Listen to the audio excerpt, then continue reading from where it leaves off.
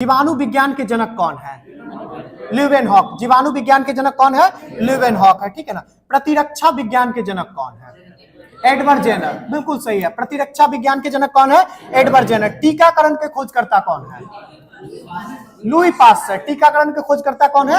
Louis Pasteur के द्वारा किया गया। रुधिर परिसंचरण तंत्र की खोज कौन किए?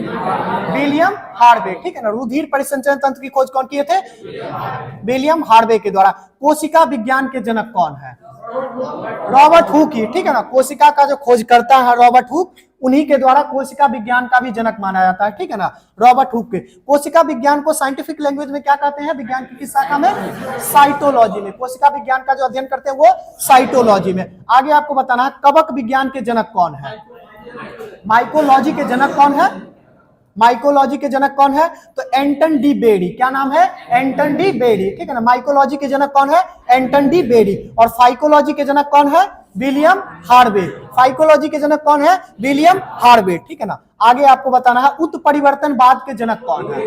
Hugo de bridge. उत्परिवर्तनवाद के जनक कौन है? ह्यूगो डी ब्रिज है। आगे आपको बताना है आधुनिक वनस्पति के जनक कौन है? नहीं, आधुनिक वनस्पति विज्ञान के जनक। आधुनिक वनस्पति विज्ञान के जनक, चलिए ये बता दीजिएगा, आपको बताइएगा वर्गीकी के जनक कौन है? Carolus Linnaeus. यही जो है ना आधुनिक वनस्पति विज्ञान के भी जनक कौन है? कैरोलस लिनियस ही है, ठीक है ना। कैरोलस लिनियस बताइएगा। तो कैरोलस लिनियस जो है वो पूरे पादप और जंतुओं को कितने भाग में बांटे थे? 2 भाग में, ठीक है ना। एक को पादप और एक को जंतु में। बाद में चल करके 5 भाग में कौन बांटते हैं? रॉबर्ट विटेकर के द्वारा, ठीक है ना। और सबसे ज्यादा जो पढ़ा जाने वाला अभी जो वर्गीकी है वो किनके द्वारा? वही रॉबर्ट विटेकर का ही चलता है, ठीक है ना। अभी भी जो हम लोग पढ़ते हैं वो रॉबर्ट विटेकर का ही पढ़ते हैं। हालांकि बहुत लोग उसके बाद भी वर्गीकी में काम किए हैं। बताइएगा तो भारतीय शैवाल विज्ञान के जनक याद है ना? कौन? पी अयंगर। पी अयंगर। भारतीय शैवाल विज्ञान के जनक पी अयंगर। और शैवाल विज्ञान के जनक विलियम हार्वे। शैवाल विज्ञान यानी कि फाइकोलॉजी, फाइकोलॉजी के जो है कौन है? विलियम हार्वे, ठीक है ना। और माइकोलॉजी के कौन है? एंटन डी बेरी। एंटन डी बेरी, ठीक है ना। चलिए आगे आपको बताना है पुष्प का अध्ययन हम विज्ञान के किस शाखा में करते हैं? एंथ्रोलॉजी। एंथ्रोलॉजी किसमें करते हैं? एंथ्रोलॉजी में। एंथ्रोलॉजी से मिला जुला एक शब्द और आता है विज्ञान का शाखा एंथ्रोपोलॉजी। एंथ्रोपोलॉजी में हम किसका अध्ययन करते हैं? मानव के आंतरिक संरचना का, वो एनाटॉमी है, ठीक है ना। एंथ्रोपोलॉजी में किसका अध्ययन करते हैं? हाँ, पीछे से ठीक बोल रहे हैं, मानव के सांस्कृतिक विकास का। किसका करते हैं? मानव के सांस्कृतिक विकास का। मानव कैसे कैसे डेवलप हुआ है, ठीक है ना, वो कल्चरल डेवलपमेंट अपना कैसे कैसे किया है, इसके बारे में अगर हमको प्राप्त करना है ज्ञान तो हमको विज्ञान की किस शाखा में जाना पड़ेगा? एंथ्रोपोलॉजी में जाना पड़ेगा। आगे आपको बताना है डेंड्रोलॉजी में आपका किसका अध्ययन करते हैं? पेड़ झाड़ियों का अध्ययन। पेड़ और झाड़ियों का अध्ययन किसमें करते हैं? डेंड्रोलॉजी में। डेंड्रोलॉजी से मिला जुला एक और शब्द आता है डेंड्रोक्राइनोलॉजी। डेंड्रोक्राइनोलॉजी में हम किसका अध्ययन करते हैं? डेंड्रोक्राइनोलॉजी में नहीं, डेंड्रोक्राइनोलॉजी। देखिए तो जैसे डेंड्रोलॉजी में किसका अध्ययन करते हैं? पेड़ और झाड़ियों का, ठीक है ना। और क्राइनोलॉजी में किसका अध्ययन करते हैं? समय का। क्राइनोलॉजी में किसका अध्ययन करते हैं? समय का, ठीक है ना। तो पेड़ जो है ना, पेड़ का जो उम्र हम ज्ञात करते हैं समय के रिस्पेक्ट में वो कितना बढ़ा है, वो कैसे करते हैं? उसके वलयों को गिन करके। जैसे पेड़ है, देखिए जैसे ये है तो इसमें रिंग रिंग टाइप का दिखाई दे रहा है ना, तो मान लीजिए 2 साल का है तो 2 रिंग दिखेगा, 3 साल का है तो 3 रिंग दिखेगा। जैसे जैसे मोटाई बढ़ता जाएगा रिंग का आकार बढ़ते चला जाएगा। तो उसको गिन करके अगर हम विज्ञान के किस शाखा में पेड़ का उम्र ज्ञात करते हैं? डेंड्रोक्राइनोलॉजी, ठीक है ना, डेंड्रोक्राइनोलॉजी में। चलिए आगे आपको बताना है इकोनॉमिक बॉटनी में हम किसका अध्ययन करते हैं? इकोनॉमिक बॉटनी, तो जैसे नाम से ही स्पष्ट है इकोनॉमिक बॉटनी, ठीक है ना। तो आर्थिक महत्व के जो पेड़ पौधे होते हैं, आर्थिक महत्व के जो पेड़ पौधे होता है उनका अध्ययन विज्ञान के किस शाखा में करते हैं? तो इकोनॉमिक बॉटनी में। इकोनॉमिक बॉटनी में। आगे आपको बताना है सजावटी पुष्पों का संवर्धन का अध्ययन क्या कहलाता है? फ्लोरिकल्चर। क्या कहलाता है? फ्लोरिकल्चर, ठीक है ना। जैसे अभी फूलों का अध्ययन हम पढ़े थे क्या? एंथ्रोलॉजी, ठीक है ना। लेकिन हमको सभी फूलों का अध्ययन नहीं करना है। जिस फूल से हम सिर्फ सजावटी का काम करते हैं, आर्थिक रूप से जिसका हम काम करते हैं, उसका अगर हमको ये नॉलेज लेना है तो हमको विज्ञान के किस शाखा में जाना पड़ेगा? फ्लोरिकल्चर में जाना पड़ेगा, ठीक है ना, फ्लोरिकल्चर में। कल्चर का मतलब ही होता है खेती करना, ठीक है ना, उसका संवर्धन करना। आगे आपको बताना है आनुवांशिकी विभिन्नताओं का अध्ययन हम विज्ञान के किस शाखा में करते हैं? जेनेटिक्स में, ठीक है ना। आनुवांशिकी जो विविधता है उसका जो हम अध्ययन करते हैं वो किसमें करते हैं? जेनेटिक्स में। हम बता देते हैं ये क्लास जो है ना, ऐसा नहीं है कि आपको बहुत कुछ सिखा देगा, ये क्लास आपको जो है ना थोड़ा सा कॉन्फिडेंट बनाएगा। जैसे देखिए आनुवांशिकी का जनक जेनेटिक्स सब जानते हैं, ठीक है ना, लेकिन यही प्रश्न अगर आ जाएगा कि आनुवांशिकी विविधताओं का अध्ययन हम विज्ञान के किस शाखा में करते हैं, और वहां आपको 4 ऑप्शन मिलेगा और उसमें एक ऑप्शन जेनेटिक्स भी रहेगा, तो आपको थोड़ा सा मन डगमगाएगा कि सिर्फ आनुवांशिकी का ही ना अध्ययन कहलाता है जेनेटिक्स, ये आनुवांशिकी विविधता पूछ रहा है, कहीं कुछ अलग होगा, ठीक है ना। तो ये क्लास आपको थोड़ा सा कॉन्फिडेंस देगा, थोड़ा सा डीप में हम बताएंगे चीजों को, ठीक है ना। तो इसके लिए लेकिन यही है कि पेशेंस बना करके रखिएगा, ठीक है ना। ऐसा नहीं कि ये छूट रहा है, ये जो पढ़ रहे हैं उसको थोड़ा सा ध्यान दीजिए, और जो छूटेगा वो धीरे धीरे आएगा, ठीक है ना। आगे आपको बताना है उत्तकों का अध्ययन हम विज्ञान के किस शाखा में करते हैं? हिस्टोलॉजी, ठीक है ना। और कोशिकाओं का अध्ययन साइटोलॉजी, ठीक है ना। आगे आपको बताना है पैतृक लक्षणों का संतति में पहुंचने का अध्ययन आप विज्ञान के किस शाखा में करते हैं? ध्यान से सुनिए, पैतृक लक्षणों का संतति में पहुंचने का अध्ययन विज्ञान के किस शाखा में करते हैं? वही जेनेटिक्स जो है, अनुवांशिकी जिसको बोलते हैं, वही जेनेटिक्स में ही करते हैं। आगे आपको बताना है पादपों का आकारीय संरचना आप किस विज्ञान के शाखा में अध्ययन करेंगे? पादपों का आकारीय संरचना, आकारीय संरचना देखिए एक दो चीज होता है, ठीक है ना। एक मानव का अगर संरचना का बात करें, ठीक है ना, मानव का या एनिमल का संरचना का बात करें तो उसका अलग हो जाएगा, और प्लांट का रहेगा तो अलग हो जाएगा। लेकिन मोर्फोलॉजी शब्द जो है ना वो संरचना से जुड़ा हुआ, मोर्फोलॉजी का जो शाब्दिक अर्थ होता है उसका क्या होता है? संरचना, कंस्ट्रक्शन से उसका मतलब होता है, ठीक है ना। जैसे हाथ कैसे है, पैर कैसे है, नाक कैसे है, ये क्या है? मोर्फोलॉजी है। तो प्लांट मोर्फोलॉजी में हम किसका अध्ययन करेंगे? पादप का कैसा आकारीय है उसका, आकार के बारे में, ठीक है ना। और एनिमल मोर्फोलॉजी में क्या चीज करेंगे? जो एनिमल का यानी कि जीव जंतु का कैसा आकार है उसके बारे में, यानी बाहरी ढांचा के बारे में जो हम अध्ययन करेंगे वो किस में करेंगे? मोर्फोलॉजी में, ठीक है ना। एनिमल हो और प्लांट हो तो दोनों का अलग अलग हो जाएगा। आगे आपको बताना है पादप जीवाश्मों का अध्ययन आप विज्ञान के किस शाखा के अंतर्गत करते हैं? पादप जीवाश्मों का अध्ययन पॉलियोबॉटनी में, किसमें अध्ययन करते हैं? पॉलियोबॉटनी में, ठीक है ना। पादप जीवाश्मों का जो अध्ययन करते हैं वो किसमें करते हैं? पॉलियोबॉटनी में करते हैं। शैवाल का अध्ययन फाइकोलॉजी, शैवाल का अध्ययन विज्ञान की किस शाखा में? तो फाइकोलॉजी में, ठीक है ना। आगे आपको बताना है औषधीय पादपों का अध्ययन आप विज्ञान के किस शाखा में करते हैं? औषधीय पादपों का अध्ययन, सिर्फ पादप का नहीं, औषधीय पादपों का अध्ययन आप विज्ञान के किस शाखा में करते हैं? नाम ध्यान से सुन लीजिए, फार्मेकोलॉजी। क्या नाम है? फार्मेकोलॉजी, फार्मेकोलॉजी, फार्मेकोलॉजी, फार्मासिस्ट से ले लिया फार्मेकोलॉजी, ठीक है ना। तो औषधीय पादपों का अध्ययन आप विज्ञान के किस शाखा में? फार्मेकोलॉजी। चलिए आगे आपको बताना है प्लांट मॉर्फोलॉजी में आप विज्ञान में किस चीज का अध्ययन करेंगे? प्लांट मॉर्फोलॉजी में पादप का संरचना, पादप का आकार के बारे में। जेनेटिक्स में अनुवांशिकी गुण का, ठीक है ना, अनुवांशिकी विविधता हो, ठीक है ना, पैतृक लक्षणों का ट्रांसफर हो, ये सब किसमें करेंगे? जेनेटिक्स में करेंगे, ठीक है ना। आगे आपको बताना है डेंड्रोलॉजी में आप किसका अध्ययन करेंगे? पेड़ और झाड़ियों का अध्ययन किसमें करेंगे? डेंड्रोलॉजी में करेंगे, ठीक है ना। आगे आपको बताना है इकोनॉमिक बॉटनी में आप किसका अध्ययन करेंगे? हाँ, आर्थिक क्रियाकलाप से जो पेड़ पौधे महत्वपूर्ण होंगे उनका जो हम अध्ययन करेंगे वो इकोनॉमिक बॉटनी में करेंगे। आगे आपको बताना है माइकोलॉजी में आप किसका अध्ययन करेंगे? कवक का, फफूंदी का जो अध्ययन करेंगे वो माइकोलॉजी में करेंगे। आगे बताना है फिजियोलॉजी में आप किसका अध्ययन करेंगे? फिजियोलॉजी, फिजियोलॉजी, फिजियोलॉजी में जो है ना विभिन्न पादप जैविक क्रियाओं का जो अध्ययन करेंगे वो फिजियोलॉजी में करेंगे। किसमें करेंगे? विभिन्न पादप जैविक क्रियाओं का जो अध्ययन करेंगे वो फिजियोलॉजी में करेंगे, ठीक है ना।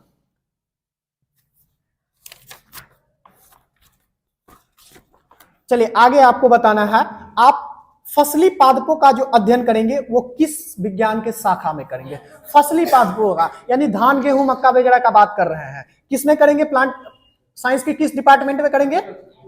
एग्रोनॉमी, बिल्कुल सही है। किसमें करेंगे? एग्रोनॉमी में। फसली पादपों का जो अध्ययन करेंगे वो साइंस के किस शाखा में करेंगे? एग्रोनॉमी में करेंगे। आगे आपको बताना है विषाणुओं का अध्ययन बायोलॉजी, विषाणुओं का अध्ययन बायोलॉजी। फल सब्जी उद्यान का संवर्धन का अध्ययन, ध्यान से सुनिए, ध्यान से सुनिए, ठीक बोल रहे हैं, क्या बोल रहे हैं, हॉर्टिकल्चर, ठीक है ना। देखिए फल सब्जी उद्यान पादपों का संवर्धन का अध्ययन जो है ना, ये किसमें के अंतर्गत आ जाएगा, हॉर्टिकल्चर के अध्ययन। और ऑलरेडी कल्चर के अध्ययन केवल और केवल क्या आता है, सब्जियों का अध्ययन, ठीक है ना। सब्जियों का अध्ययन सिर्फ और सिर्फ ऑलरेडी कल्चर के अंतर्गत आ जाता है। जबकि देखिए झाड़ीदार जितना भी पेड़ है ना, झाड़ीदार जितना भी छोटा पेड़ पौधा है ना, उसका जो आप अध्ययन करेंगे ना, वो हॉर्टिकल्चर के अंतर्गत ही आ जाता है, ठीक है ना। आगे आपको बताना है, कृत्रिम विधि से उत्तकों का संवर्धन आप किस विज्ञान के किस शाखा में करेंगे, ध्यान से सुनिए। कृत्रिम यानी कि आर्टिफिशियल रूप से जो है ना आप टिश्यू बना रहे हैं, आजकल बड़ी प्रचलित है ये टर्म, टिश्यू कल्चर। क्या थी, टिश्यू कल्चर, ठीक है ना। आधुनिक रूप से जो आधुनिक बोलते हैं सॉरी, आर्टिफिशियल रूप से जो आप टिश्यू, आजकल जो क्लोन बन रहा है ना, बोल रहा है ना कि क्लोन बन जाएगा, मानव का भी क्लोन बन जाएगा, ऊंट का क्लोन बन गया, सुगर का क्लोन बन गया। कैसे वो क्लोन बना, छोटा सा वहां से ये लिया, टिश्यू लिया, और उस टिश्यू में जो जो संरचना है उसको आर्टिफिशियल रूप से बना रहा है। तो क्या कर रहा है, टिश्यू कल्चर कर रहा है, ठीक है ना, टिश्यू कल्चर कर रहा है। आगे आपको बताना है, शरीर की विभिन्न अंगों की संरचना का विच्छेदन द्वारा प्रदर्शन क्या कहलाता है, ध्यान से सुनिए। शरीर की विभिन्न अंगों का संरचना का विच्छेदन का प्रदर्शन क्या कहलाता है। तो ये जो है ना एनाटोमी, आप एक लोग जानते होंगे एनाटोमी, ठीक है ना। अंदर में लिवर कहाँ है, किडनी कहाँ है, फेफड़ा कहाँ है, हृदय कहाँ, इसके बारे में जो आप अध्ययन करेंगे, ये विज्ञान के किस शाखा में करेंगे, एनाटॉमी में, ठीक है ना, एनिमल एनाटॉमी में। इसका किस में करेंगे, एनाटॉमी में करेंगे। आप एमबीबीएस जब पढ़ते हैं या फिर बीएससी क्या बोलते हैं, बीएससी नर्सिंग पढ़ते हैं, उसमें एक महत्वपूर्ण सब्जेक्ट होता है एनाटॉमी, ठीक है ना, एनिमल एनाटॉमी। तो इसी में करते हैं, यानी कि आंतरिक संरचना के बारे में अध्ययन जो करते हैं वो किसमें करते हैं, एनाटॉमी में करते हैं। और बाह्य संरचना के बारे में अध्ययन किसमें करते हैं, मॉर्फोलॉजी, मॉर्फोलॉजी, ठीक है ना। अभी पढ़े थे ना, एनिमल मॉर्फोलॉजी, प्लांट मॉर्फोलॉजी। आगे आपको बताना है, जैविक एवं अजैविक वातावरण से जीवों के विभिन्न संबंधों का अध्ययन क्या कहलाता है। एकदम स्पष्ट इस सब्जेक्ट को आप लोग जानते हैं, फिर से सुनिए। जैविक एवं अजैविक वातावरण से जीवों के विभिन्न संबंधों का अध्ययन क्या कहलाता है, इकोलॉजी, पारिस्थितिकी, ठीक है ना, बिल्कुल सही बोल रहे हैं, इकोलॉजी, ठीक है ना। इकोलॉजी के अंतर्गत ही ना पढ़ते हैं कि प्लांट यहाँ पे बहुत ज्यादा है तो हम पे क्या प्रभाव पड़ रहा है, प्लांट कम है तो सांस लेने में क्या कठिनाई आ रही है, अजैविक क्रिया कहीं पे उद्योग लग रहा है तो यहाँ पे क्या प्रभाव पड़ रहा है, सब किस में पढ़ते हैं, इकोलॉजी में पढ़ते हैं, ठीक है ना। चलिए आगे आपको बताना है, अंतःस्रावी तंत्रों का अध्ययन क्या कहलाता है, हाँ ठीक बोल रहे हैं, इंडोक्राइनोलॉजी, ठीक है ना, इंडोक्राइनोलॉजी। और वही 22 तंत्रों का अध्ययन क्या कहलाएगा, एक्सोक्राइनोलॉजी, ठीक है ना, सामान्य है, ठीक है ना। इंडोक्राइनोलॉजी में अंतःस्रावी ग्रंथि के बारे में पढ़ेंगे या फिर तंत्र के बारे में, सिस्टम के बारे में पढ़ेंगे, और एक्सो में बाहरी, ठीक है ना, इंडो अंदर और एक्सो बाहरी। आगे आपको बताना है, भ्रूणीय संवर्धन का अध्ययन क्या कहलाता है, भ्रूण का, यानी कि एम्ब्रियो की बात कर रही है तो एम्ब्रियोलॉजी, एम्ब्रियो से एम्ब्रियोलॉजी, ठीक है ना। आगे आपको बताना है, उत्प्रेरक का अध्ययन क्या कहलाता है, बिल्कुल सही है, एंजाइमोलॉजी, उत्प्रेरक का, यानी कि कैटेलिसिस का बात कर रहा है तो कैटेलिसिस का अध्ययन किसमें करेंगे, एंजाइमोलॉजी में। कैटेलिसिस क्या होता है, मानव शरीर में कैटेलिसिस क्या है, एंजाइम ही ना है। उत्प्रेरक क्या है, एंजाइम जो है वो क्या काम करता है, हाँ दर को बढ़ा देता है, सक्रियता बढ़ा देता है, खाना के पाचन का दर जो है उसको तेज करता है, ठीक है ना। तो एंजाइम क्या है, कैटेलिसिस है, ठीक है ना। चलिए आगे आपको बताना है, यांत्रिक प्रणालियों का अध्ययन जो जीवित पदार्थों की भांति कार्य करता है, ये क्या कहलाता है। इस सब्जेक्ट को सब लोग जानते हैं लेकिन इसका मतलब नहीं समझ में आता है, फिर से हम एक बार बोलते हैं, यांत्रिक प्राणियों का अध्ययन जो जीवित पदार्थों की भांति कार्य करता है, यह विज्ञान की किस शाखा से संबंधित है, बायोनिक्स। क्या है, बायोनिक्स, ठीक है ना। आजकल जो इतना रोबोट का जो विकास हो रहा है, रोबोट जो मानव शरीर की तरह जो काम कर रहा है, यह कौन विज्ञान का कौन सा शाखा डेवलप हो रहा है, बायोनिक्स ही हो रहा है ना, बायोनिक्स, ठीक है ना। तो बायोनिक्स आज से पहले सब लोग जानते होंगे लेकिन ठीक मतलब नहीं समझ में आता है। आगे आपको बताना, साइंस का जो क्वेश्चन है ना, ये आधा तो डिफिकल्ट इसी से हो जाता है कि ठीक मतलब ही नहीं समझ में आता है कि क्या पूछ रहा है। अगर वो मतलब समझ जाए तो आधा तो आप लोग खुद बना दीजिएगा। आगे आपको बताना है, उभयचरों एवं सरीसृप का अध्ययन क्या कहलाता है, हर्पेटोलॉजी, ठीक बोल रहे हैं। उभयचर और सरीसृप का जो अध्ययन कहलाता है वो क्या कहलाता है, हर्पेटोलॉजी कहलाता है, ठीक है ना। आगे आपको बताना, रुधिर एवं रुधिर संबंधी रोगों का अध्ययन क्या कहलाता है, हेमेटोलॉजी। क्या कहलाता है? हेमेटोलॉजी। ठीक है ना। टेस्ट जो करवाते हैं हम लोग सीबीसी टेस्ट करवाते हैं तो उसमें लिखा हुआ रहता है नीचे हेमेटोलॉजी, और उसमें जो है डब्ल्यूबीसी आरबीसी प्लेटलेट्स तीनों का दिया रहता है ना कि कौन बढ़ा हुआ है, क्या कौन घटा हुआ है, क्या रहना चाहिए। तो किसमें? हेमेटोलॉजी में। आगे आपको बताना अति सूक्ष्म जीवों का अध्ययन क्या कहलाता है? Micro biology. ठीक है ना। माइक्रो बायोलॉजी कहलाता है अति सूक्ष्म जीवों का अध्ययन। आगे आपको बताना तंत्रिका तंत्र का अध्ययन न्यूरोलॉजी। तंत्रिका तंत्र का अध्ययन न्यूरोलॉजी। आगे आपको बताना दंत विज्ञान संबंधी अध्ययन क्या कहलाता है? ओडेंटोलॉजी। डेंटोलॉजी ने ओडेंटोलॉजी। ठीक है ना। क्या कहलाता है? ओडेंटोलॉजी। किसका? दांत यानी टीथ का अध्ययन जो करेंगे। ठीक है ना। ओडेंटोलॉजी। डेंटिस्ट जो पढ़ के आते हैं वो क्या पढ़ के आते हैं? ओडेंटोलॉजी पढ़ करके आते हैं। ठीक है ना। तब वो डेंटिस्ट बनते हैं। आगे आपको बताना पक्षियों का अध्ययन अनिर्थोलॉजी। पक्षियों का अध्ययन अनिर्थोलॉजी। पैथोलॉजी में आप किसका अध्ययन करते हैं? रोग विज्ञान का। ठीक है ना। रोग विज्ञान का जो अध्ययन करते हैं वो किसमें करते हैं? पैथोलॉजी में करते हैं। ठीक है ना। पैथ लैब में आप क्या टेस्ट करवाते हैं? रोग के विज्ञान के बारे में ना टेस्ट करवाते हैं। ठीक है ना। कि खून में टेस्ट करके देख लीजिए कि कोई वायरस बैक्टीरिया भी है। ठीक है ना। आप किडनी का जो मतलब एक्सक्रेटरी सिस्टम का जो वेस्ट है यानी यूरिन है उसको टेस्ट करके देख लीजिए कि उसमें प्रोटीन आ भी रहा है। तो क्या करते हैं? ये रोग विज्ञान का ही तो टेस्ट है। आगे आपको बताना है जीवों पर विकिरण का प्रभाव का अध्ययन किस विज्ञान के किस शाखा में करते हैं? रेडियोलॉजी। ठीक है ना। रेडियोलॉजी। ठीक है ना। जो एक्सरे करते हैं, जो अल्ट्रासाउंड करते हैं, ठीक है ना, या फिर जो सीटी स्कैन, एमआरआई, या विज्ञान के किस शाखा में? सब रेडियोलॉजिस्ट होते हैं। क्या होते हैं? रेडियोलॉजिस्ट होते हैं। ठीक है ना। रेडियो यानी कि विकिरण से जो चीजों को देखते हैं ना, विकिरण से जो चीजों को डिस्क्राइब करते हैं वो रेडियोलॉजिस्ट होते हैं, और इसकी शाखा क्या कहलाती है? रेडियोलॉजी कहलाती है। आगे आपको बताना है जीव जातियों के नामकरण एवं वर्गीकरण का अध्ययन क्या कहलाता है? टेक्सोनॉमी। ठीक है ना। वर्गीकरण मतलब टेक्सोनॉमी, वर्गीकरण मतलब टेक्सोनॉमी। ठीक है ना। तो जीव जातियों का नामकरण और वर्गीकरण दोनों जो है किसमें आ जाता है? टेक्सोनॉमी के अंतर्गत ही आ जाता है। ठीक है ना। आगे आपको बताना है कॉर्क कोशिका एक पदार्थ है जो वृक्ष के छाल से प्राप्त हुआ था। ठीक है ना। कॉर्क कोशिका जो है ना ये वृक्ष के छाल से सर्वप्रथम प्राप्त हुआ था, और इस पे एक वैज्ञानिक थे जिनका नाम था रॉबर्ट हुक। क्या नाम था? Robert Hooke. बताना रॉबर्ट हुक के द्वारा सर्वप्रथम कोशिका का खोज कब किया गया? 1665। बहुत अच्छा। कोशिका का जो खोज किया गया कब किया गया? 1665 में। किसके द्वारा किया गया? रॉबर्ट हुक के द्वारा किया गया। कहां से किया गया? तो वृक्ष का जो कॉर्क कोशिका होता है ना, सुबेरीन जो होता है, वहीं से सर्वप्रथम ये कोशिका का खोज किए थे। पहली बार एनिमल सेल से कोशिका का खोज नहीं हुआ था। अब बताना पहली बार एनिमल का कोशिका का खोज हुआ कैसे था? कौन किए थे? ल्यूवेनहॉक किए थे। कौन किए थे? ल्यूवेनहॉक किए थे। और किसके कोशिका में खोजे थे वो? बैक्टीरिया। बैक्टीरिया। बंदर वाला जो है ना वो रिसस माकाका जो था वो आरएच फैक्टर का खोज हुआ था। ठीक है ना। बंदर से क्या हुआ था? आरएच फैक्टर का खोज हुआ था। सबसे पहले ल्यूवेनहॉक के द्वारा खोज किया गया। क्या हुआ? क्या था? दांत के अंदर खोज किए। किस चीज का? Robert Hooke. ल्यूवेनहॉक नहीं, ल्यूवेनहॉक जो किए थे ना वो सर्वप्रथम जो है ना बैक्टीरिया का सेल निकाले थे। ठीक है ना। किसका निकाले थे? जीवाणु का कोशिका निकाले थे, और वहीं से जो है सो खोज हुआ था। ठीक है ना। हाँ, जीवित कोशिका का जो खोज हुआ था वहीं से खोज हुआ था। चलिए आगे बताना है आपको कोशिका सिद्धांत जो है ये कौन दिए थे?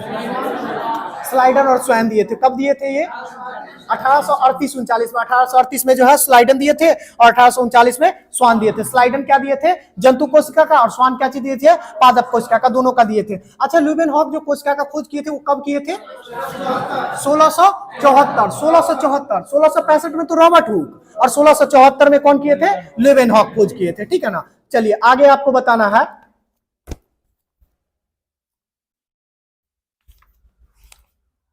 बताइएगा प्रोकैरियोटिक यूकैरियोटिक कोशिका से क्या संबंध है? क्या समझते हैं प्रोकैरियोटिक? 80-70 होता है। क्या 80-70 होता है? राइबोसोम होता है। ठीक है ना। ठीक है। ठीक है। हाँ, सबसे जो मेन चीज है वो केंद्रक से हो जाता है। क्या चीज से हो जाता है? केंद्रक से। यूकैरियोटिक का मतलब होता है सच्चा केंद्रक वाला। क्या होता है? सच्चा केंद्रक वाला। यूकैरियोटिक का मतलब ही होता है सच्चा। ठीक है ना। तो सच्चा केंद्रक वाला मतलब जिसमें सच में केंद्रक हो। इसको बंद कर दीजिएगा, अभी टेस्ट होगा, अभी थोड़ा टेस्ट होगा। ठीक है ना। सच्चा केंद्रक वाला जो होता है वो कौन होता है? यूकैरियोटिक होता है। और प्रोकैरियोटिक क्या होता है? उसमें केंद्रक अनुपस्थित होता है। कोशिका में सारा कोशिका तो पाया जाएगा, लेकिन सिर्फ और सिर्फ केंद्रक नहीं पाया जाएगा, न्यूक्लियस नहीं पाया जाएगा, जो कमांड सेंटर होता है, ठीक है ना। उसके बाद एक और डिफरेंस होता है, वो होता है राइबोसोम को लेकर के। क्या होता है? राइबोसोम को लेकर के, और राइबोसोम का स्टैंडर्ड को लेकर के होता है, ठीक है ना। यूकैरियोटिक जो होगा उसमें राइबोसोम जो होगा वो कितने स्टैंडर्ड का होगा? 80 स्टैंडर्ड का। और प्रोकैरियोटिक में कितने स्टैंडर्ड का होगा? 70 स्टैंडर्ड का होगा, ठीक है ना। ठीक है, छोड़ देते हैं, पहले टेस्ट कर लेते हैं, उसके बाद फिर से डिस्कशन करेंगे, ठीक है। उसको बंद कर दीजिए।